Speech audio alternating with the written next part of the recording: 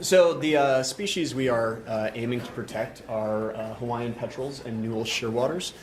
They are federally endangered and threatened species, respectively. And they have large population strongholds, especially the Newell's shearwater, on the island of Kauai in Hawaii. And the area where our particular work takes place is focused on the northwestern shore of the island, which is relatively uninhabited. And while there are a lot of threats to the birds elsewhere on the island, such as light pollution and power line strikes, the northwestern shore is relatively free of human habitation and infrastructure. And so the birds there are relatively protected in a fairly pristine habitat, except for invasive mammalian predators. So this is the Ho'onopoly Natural Area Reserve, and we work on protecting 5 seabird colony hotspots within this reserve. This is a fairly small area. This is only about 3,500 acres, and there are a lot of birds nested in there. And you can see those polygons are our effective control areas. We try to cover as many of the burrows that are found out there as possible. And just a quick note on that, our sister project, the Kauai Endangered Seabird Recovery Project, does all of the monitoring and works with us to kind of let us know how we're doing out there. And the environment out there is the iconic Nepali coast. We are up on the top of very steep, narrow sea ridges. Vegetation is very dense in there. The forest is low, but the understory is very thick, a lot of aluhe fern, and it is very, very steep. Moving around out there can be very, very tricky and difficult, and most of our sites are accessed by helicopter to our base stations that we operate our trap lines out of. We're going to start this in 2016, because that's when we really got into all 5 of those sites in the Ho'onopoly.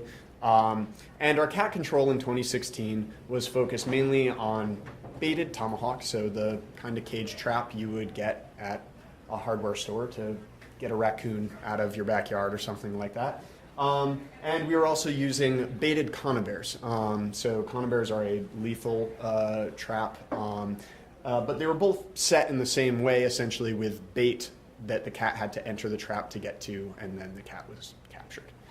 Problem is, we were missing cats. Our effective control rate was about 59%, and so we based this on identifying individuals from game camera data and then seeing whether we caught those individuals or not. And 59%, you're like, okay, it's more than half, almost 60, not almost 2/3, maybe might not be too bad. However, we were losing lots of birds at this rate. So 59% was not effective enough for us to be protecting the birds. And so in 2016, we and KESRIP, the Kauai Endangered Seabird Recovery Project, found a total of 31 cat depredated birds across those 5 sites in 2016. And those are just the ones we found. As we looked at that habitat before, there's obviously a good chance that there's going to be a lot of birds out there that you don't find. So this wasn't acceptable for us, and we needed to do something about the remaining 41% of cats that we were missing. And like I said, we were using baited traps, 2 different types of baited traps, but they were both baited. So what is the limiting factor in that environment for the cats? What are the cats wanting while they're out there? What do they need? It's not food. It obviously wasn't food. We were missing almost half the cats. And it wasn't for lack of trying different foods. This is a quick little bait list of various things we tried just in 2016. It is extensive, and if you ask me if we tried something, I can almost guarantee you we tried it. So it's not food out there. Food wasn't working to get all the cats. And so we had to sit down and give a hard think. What is the limiting factor in this environment? What is really, really sparse out there that the cats are going to be needing or using every day that we know the location of and we can target? And This is one of the slopes that we work on. I don't know if you can really see in detail, but this is like a 100-foot sheer vertical wall. This is a nasty bowl with like waterfall in the back. That's our trail. That's one trail to get up that hill.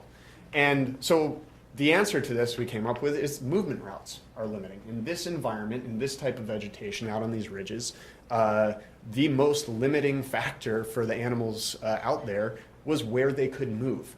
And we actually had a way that we could target that with our traps. And so we started setting what are called blind set traps.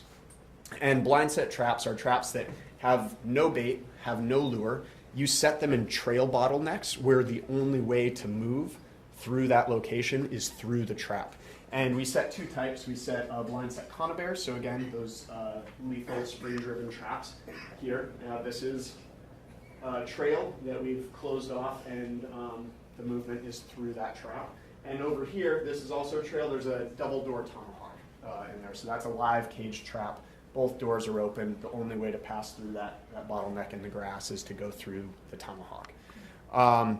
Now, we did still use both types of traps in the blind set manner because conibears are lethal traps and they can be left open for longer periods because we don't have to check them daily like we have to check live traps. However, there is inherent risk in using those traps because they are lethal, so we can't use them directly in bird colonies or during certain times of year when we know birds are coming down to the ground. So we still wanted to use both. The tomahawks we have to check more frequently, but we can use them over a wider spatial area. The conibears we get excellent efficiency, trap nights per staff visit, but we're much more restricted both spatially and temporally of where we can put them. So we deployed these starting in the summer of 2016, and this is in response to the huge amounts of depredations we were seeing. The next part of answering this question is we had to know whether the cats we were catching were the ones that were taking the birds or not. We did this a couple different ways. The first is very obvious. When we caught these cats, we checked their stomachs. And when their stomachs were filled with seabird feathers and meat and various other parts, we knew that we had caught a cat that was hunting seabirds. Another quick indication, that bulging stomach on a fresh cat is almost always filled with seabird. Whenever you get a cat that's that big and has this amount of subcutaneous fat on it, that is a cat that has been eating seabirds. The other thing we did is we compared cats that we removed with burrow monitoring cameras that were put up by Kesrup on the burrows. And then, even in the case, because stomach contents, you only get retention for a couple days. So in this case, this was a cat that had been eating birds and we caught it about a week later. It had an empty stomach, but we were able to verify that it was the cat that was eating birds by matching coat markings to the individual. So for every cat we were able to identify it as a confirmed seabird killer, or what we would call a naive cat, a cat that had not yet started to eat seabirds. Obviously, that's not going to be 100%, so this is kind of a conservative estimate. So the next question is, are our confirmed seabird killer cats, are they captured in different trap types than the naive cats? Because at this point, we were using either baited traps or blind set traps of conibears and tomahawks both. And so what we did is for every cat that we captured between 2016 and the end of 2018, we came up with whether or not it was a confirmed seabird killer. Our predictor variable for this model was whether the cat was captured in a baited trap or a blind set trap. And we ran this through a generalized linear model in SAS with a binomial distribution. And what we found is that we are significantly more likely, almost 6 times higher rate of capture of seabird killers in blind set traps than baited traps. So this was an implementation that really allowed us to hit that remaining percentage of cats that we had been missing. And we saw this almost immediately in a couple different metrics. Number one, our cat depredations dropped almost immediately From 31 depredations in 2016 to this year, we only had 5 depredations across the entire Ho'oponopoly Natural Area Reserve.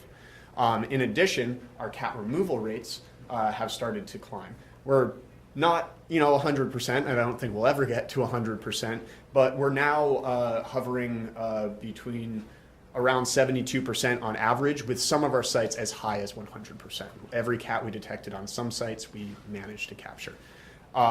So this was something where adding a new trap type was, within 3 years, had a huge effect on the colonies that we were trying to protect. And we went from things, this is what we would see all over our trails in 2016, and that is a headless Hawaiian petrel. This is, I don't know if we'll be able to, yeah, this is what we see on our trails now, and that is a Hawaiian petrel in the trail, having a nice preen after it's come back for the night. And that's going to play again. So, conclusions. Number 1, all cats are not created equal. This is a cat that is very happily going into a baited tomahawk. Walked right in, no hesitation. This is the same tomahawk, different day, different cat. This cat sniffed the trap, walked away from it, never went into a baited trap. So your cats have diversity in them. They are not all the same. And what that means is that having one trap type isn't going to catch all the cats. You need trap diversity. And I say true trap diversity here because having 2 traps that are utilizing the same driver, if you have a conibear that's baited and a tomahawk that's baited, that's not true trap diversity. You're using the same attractant, just in a different capture style. So you need to have different attractant types across your traps. And then finally, you need to tailor your trapping to your system. Our blind sets work because of the environment we're in, where trails are extremely limited. If you're in an area where it's a big open forest and there's 1,000 trails and 1,000 different ways to get around the trees, putting blind set traps in one trail is not going to catch cats in that system. So you need to match your trapping to the environment that you are in. And a whole bunch of people helped with this, particularly the American Bird Conservancy and the Kauai Island Utility Cooperative funded the majority of this work. So with that.